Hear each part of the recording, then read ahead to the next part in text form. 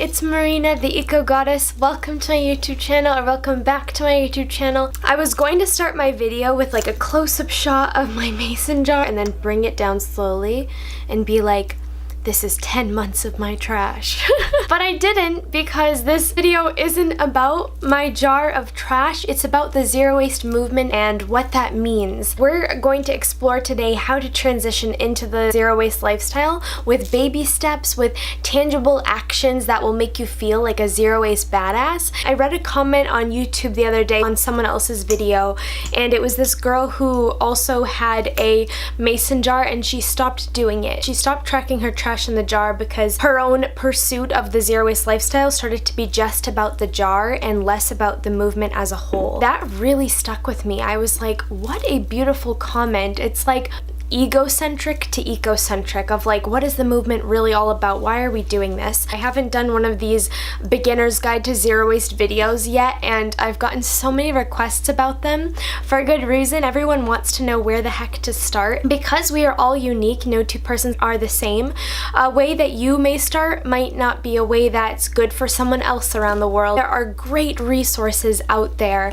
Girl Gone Green, Lauren Singer, Trashes for Tossers, all of these fabulous YouTubers have their own unique way of approaching this lifestyle, and I'm really excited to share with you mine. I first want to preface by saying that there is no such thing as zero waste. It's physically impossible to be zero waste. You can reduce your waste as much as you can, and this is a great example of it. It shows you where I have accumulated waste over the past year, but even when I shop in bulk, those items have come in packaging. There's waste everywhere, and the goal of this lifestyle is not to be zero. It's not to be perfect by any means. It's to be human and conscious and intentional with your lifestyle choices. It's about reducing your waste as much as you can. I can't say this word enough. Reduce, reduce, reduce. Today, I'm going to be teaching you my two-step method. The first step of this process is to evaluate. I always say, go over to a mirror, look in the mirror and say, damn, you look good. But there's a way that you can look sexier and less trashy. Evaluate your life. Look in your pantries, look in your car, look in your room, look in your closet.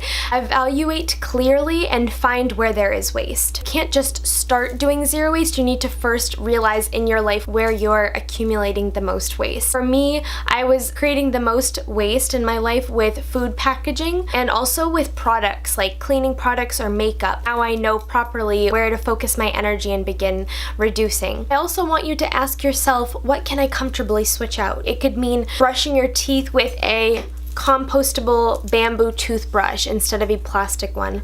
Oops, there's some toothpaste on it. I also want you to ask yourself, what do I use on a daily basis and how much of it is necessary? For example, if you go to the coffee shop and you don't bring a to-go cup, or you go to Starbucks or Dunkin' Donuts and you buy your coffee and it comes with a big straw and it's all plastic. I want you to ask yourself these questions. I now have transitioned into always bring into a coffee shop my little tea strainer, and it's reusable so they can fill it up with their teas in bulk, and then I simply just put it in there. This is also a nifty trick. I never drink coffee, but sometimes I have friends who come over that do. So I got a zero waste coffee press, where basically I put the grounds in there, I fill it up with some hot water, and then I push down like this. And then there's my coffee. The last question in this evaluate process is to ask yourself how much of what you own actually increases your quality of living. Does it make you happy? And this is kind of like on the border of minimalism too. Minimalism and zero waste, I find, go hand in hand in so many ways. The second step to this process is to make the move.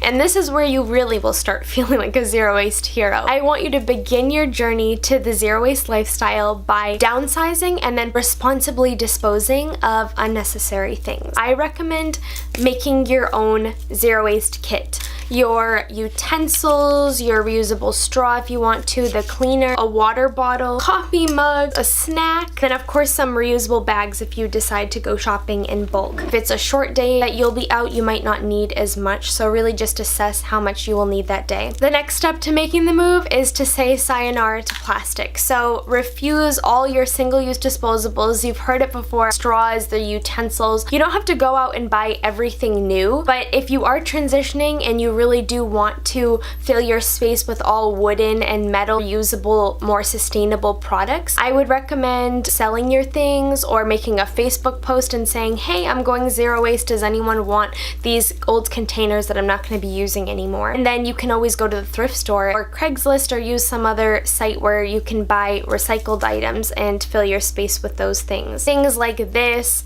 obviously I had to go and buy this in a shop, but I continued using my old sponge and my old products until their life ran out. Don't feel like you have to transition everything overnight. This is all about baby steps. The next thing is to support your local farmers market and to grocery shop all of your items here. These reusable bags and things will come into play. If you're buying your greens and things like that, it's easy to refuse all the elastic bands and the twisty ties and things like that at the farmers market. You're also supporting local farmers and you're buying seasonally, which is good for your body. If you live in a climate where there isn't a farmer's market because seasonally in the winter there isn't fresh produce, that's okay.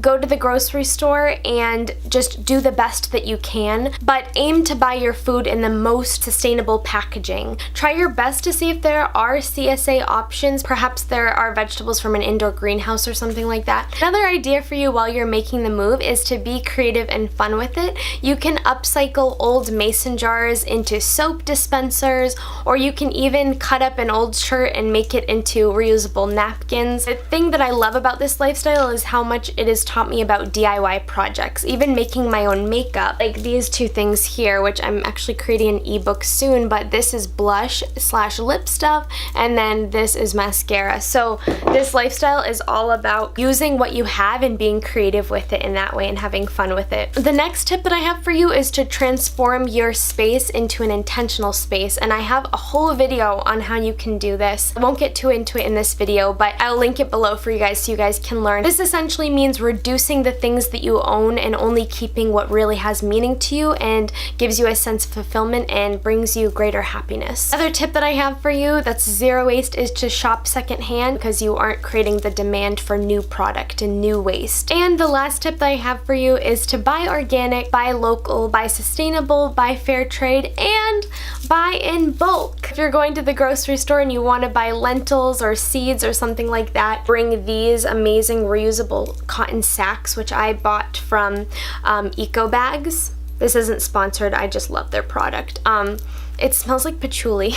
Fill up your bags with the bulk item that you want and then bring it home, and that's where you begin filling up your mason jars. All of these tips I have been pulling from my ebook, which I wrote, called Zero Waste Vegan Travel, little product plug. Yeah, I wrote a book called Zero Waste Vegan Travel, which teaches you how to travel more compassionately and sustainably. So if you'd like a guide that you can read, this is a really good resource for you guys to use. It's a basic guide to zero waste and veganism, really my journey with zero waste veganism and how I got from the old me who I didn't necessarily think of waste as a problem for our whole world to someone now who can fit 10 months of my trash in a single mason jar, almost a year of my trash in a mason jar. I hope you guys enjoyed this video and learned some new ways you can incorporate zero waste into your lifestyle. My last piece of advice to you guys would be to do the best that you can and to not be super hard on yourself. Take it slow. It's taken me years to really get to where I am now, where I finally developed a specific strategy for how I approach this lifestyle, but totally wasn't my approach in the beginning. It started with passion. That's what I love about this movement, is that we all have this yearning, this glowing passion to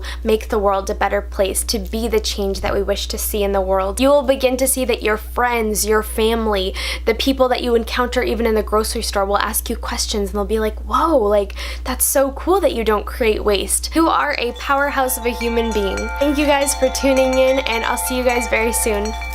Bye. The fact that all these nuts came package free is nuts. It's nuts.